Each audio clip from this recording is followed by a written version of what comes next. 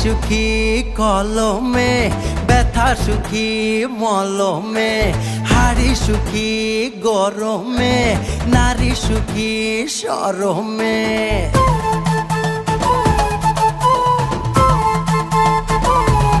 ও চোখ সুখী কাজলে, নদী সুখী অতলে, কথা সুখী শ্রবণে, পাল সুখী পবনে, ছাতা সুখী বর্ষাতে, শীত সুখী কাঁথাতে, সুই সুখী খোঁচাতে, শিশু সুখী মোয়াতে।